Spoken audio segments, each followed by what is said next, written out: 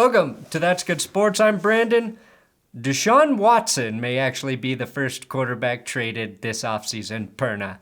There is some juicy NFL news to digest today, and unless you have celiac disease or irritable bowel syndrome, I can help you digest it all. Unlike the fiber and probiotics of NFL news, Watson now has interest in the Vikings and the Buccaneers. Carson Wentz is probably done in Indy. Aaron Donald and Sean McVay may retire. Aaron Rodgers and Shailene Woodley broke up, and I think there's a football reason as to why that occurred. And Joe Burrow, is he the next Andrew Luck? Oh my God, let's just do it. That's good sports.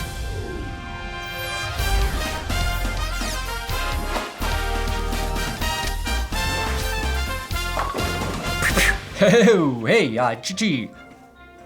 That's just how I ask you to subscribe to this YouTube channel for football information.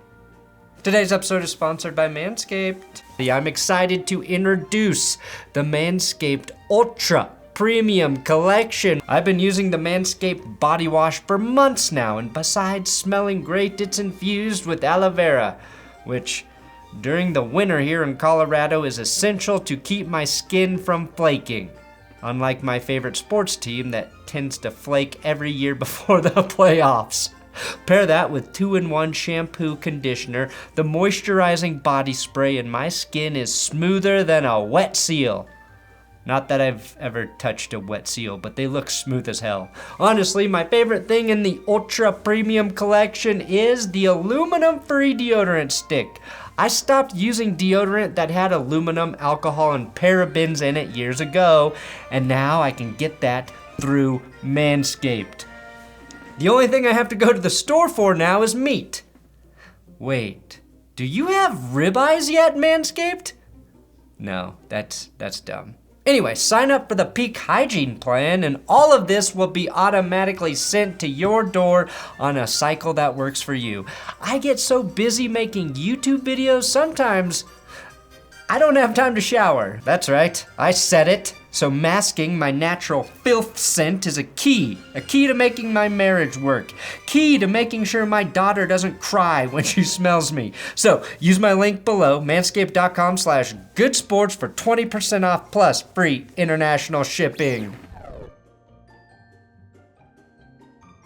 The Lions now. This is a very good Lions tweet. The Detroit Lions now hold the 32nd pick in the NFL draft. Never thought I'd see the day. Bravo, sir. Bravo. So when you think about it, the Lions do have the 32nd pick. And a Lions QB just beat the Bengals in the Super Bowl. And more people in Detroit watch the Super Bowl than people in LA. Either this is a great sign for Dan Campbell's squad, or we're living in a dystopian future and are just now realizing it. The Super Bowl viewing numbers are actually pretty interesting. Cincinnati and Detroit had the top 2 markets, and Los Angeles didn't even crack the top 10, confirming what we all suspected. LA is a shit sports town. More people in Jacksonville watch the Super Bowl than people in LA. Although maybe they just wanted to see what a real football team looks like. The Washington Commanders could be subpoenaed by Congress. This is in regard to the sexual harassment findings that Washington has refused to hand over to the NFL. I think part of the reason they chose the name Commanders was because Dan Snyder thinks it actually gives him legal authority. I command you to stop investigating us. I command you to knock it off. I command you to give me my team back. I'm a commander, damn it. Aaron Rodgers and Shailene Woodley have broken up. Shailene, I'm begging of you, please don't take my man. Is this any of our business? No. Should you care? No. But do I think it is a sign that Aaron Rodgers will not be retiring? Yes, per TMZ, the reason for the breakup is that Woodley felt neglected and that Rodgers prioritized the NFL over their relationship. My guess, he told her he was going to keep playing and she wasn't prepared to move forward with that divide in attention for the relationship. That's all I guess, but one that makes a lot of sense if what TMZ reported is accurate. And maybe it's a big sign he's going back to Green Bay for three years. Maybe Shailene Woodley's like, dude, I'm not living in Green Bay for 3 years. I am a Hollywood actress. One of which, who definitely did not watch the Super Bowl. Adrian Peterson was arrested on Super Bowl Sunday for domestic violence. He and his wife got into an argument on an airplane, and even though the plane had left its gate at LAX, it turned back and Peterson was kicked off the flight and then arrested. Peterson was quoted on the incident saying, "I don't hit women, just children." Now, to be fair to Peterson, the label of domestic violence from this incident seems incredibly unfair. According to AP, his wife didn't press charges, and the only contact that was made was Peterson grabbing her hand and pulling her ring off, which apparently left her with a scratch, which is why the police alleged they had to arrest him, making this the worst way Adrian Peterson could get a ring on Super Bowl Sunday. The charges have also been dropped, so really the only reason I brought this story up was for a really terrible ring joke. Both Sean McVay and Aaron Donald's future in the NFL is uncertain. Now, I get why Aaron Donald would consider retiring. He's probably sick of getting triple teamed every single play. Imagine going to work every day and having to work 3 times as hard as the guy next to you doing the same job. Donald is just 30 years old, has been in the NFL for 8 years, and already has nothing left to prove. He's a first ballot Hall of Famer, a 3-time Defensive Player of the Year, and a Super Bowl champ. And he could save a lot of body pain down the road with an early exit. Sean McVay being a little non-committal about not coming back is either a leveraging tactic to try and become the highest paid coach in the NFL, or he's seriously considering leaving the game for television to become an analyst, which is an easier and more lucrative job, which is a current rumor. But let me put something to rest. Anyone who thinks McVay wants to retire to skip out on cap hell is misguided. It's more the fact that the Rams don't have a first-round pick until 2024.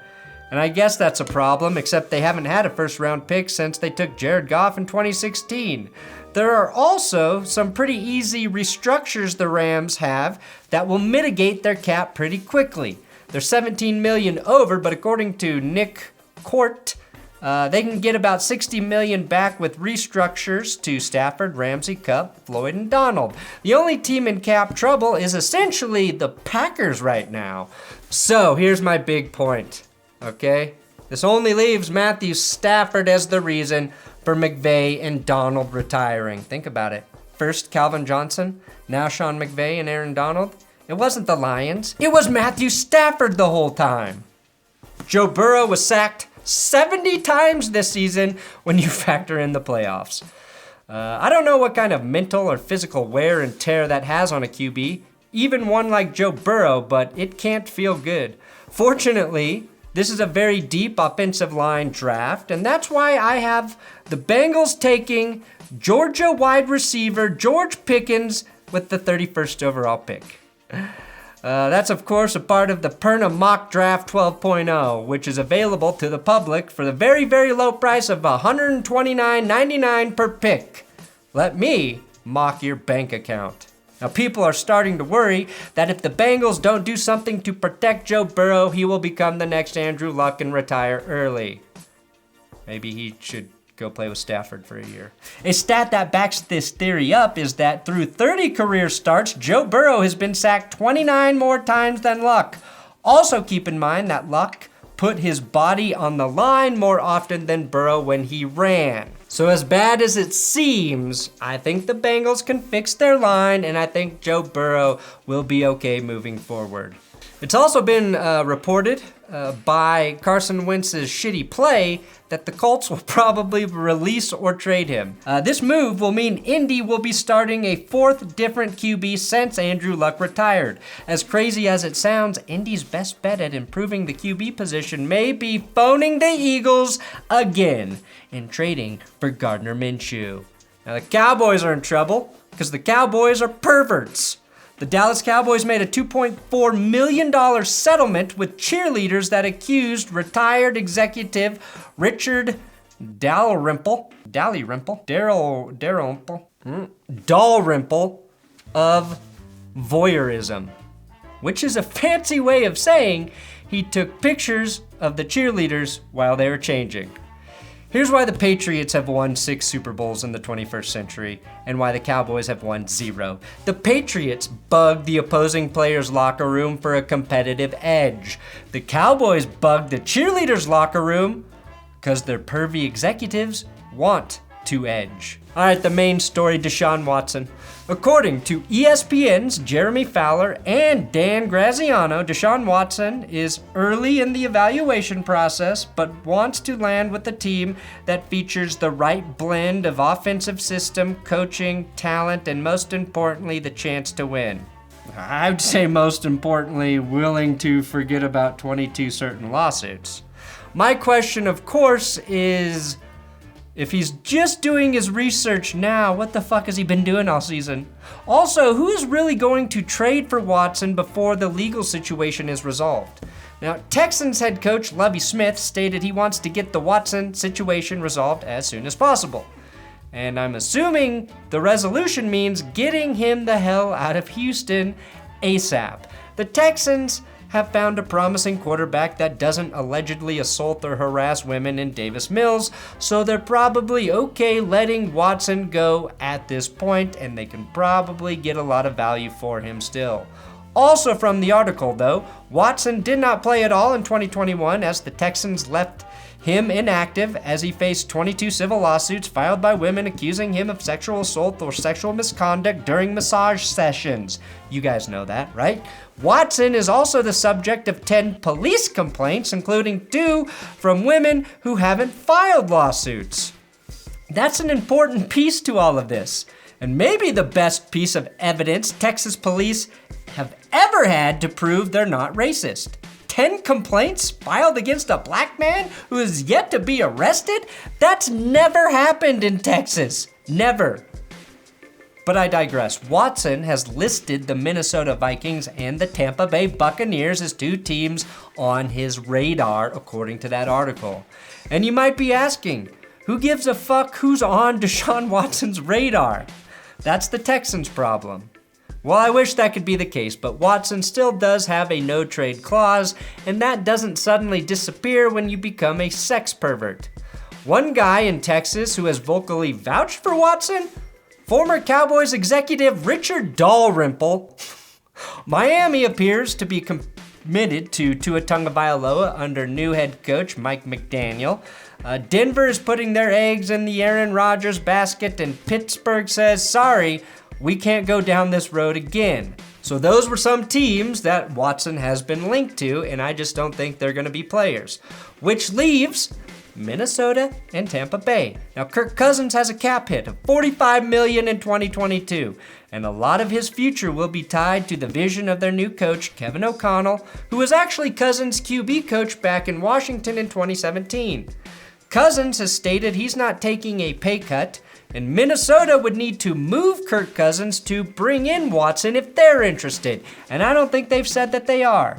That seems improbable to me. The more I follow the NFL though, the more I have learned that nothing in terms of how creative you can get to move a player will surprise me.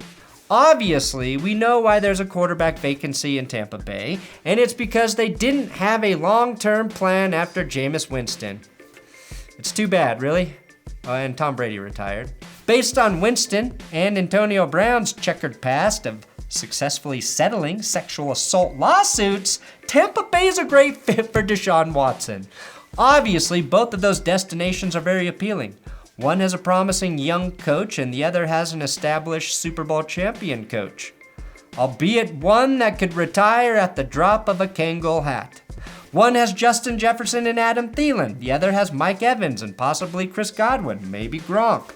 The Bucs are in a better place to win now, even if they're plugging in a guy like Watson who hasn't thrown a real NFL pass in over 13 months. Now, my brain tells me the Buccaneers would be more interested in Watson. I think they've made it known they're interested in Watson and Russell Wilson. They have a need there at the position, unlike Minnesota, who does have Kirk Cousins. But obviously, there are hazards to both locations. Tampa Bay is home to many strip clubs, which may be a problem for Watson. He may also try to stick his dick in the cannon they fire off at Buccaneers games. But then again, if he goes to Minnesota, he will almost certainly try to stick his dick in that horn they blow at the start of games. Tune in tomorrow when I try and figure out things Deshaun Watson wouldn't try to stick his dick in and which NFL team has that. Thanks for watching That's Good Sports. Please subscribe here on YouTube for more NFL news riddled with dumb jokes. That's what I do. I bring you the news. I jazz it up. I make it sexy. Or I make it stupid. If you like that, I'm your man. I'm your man.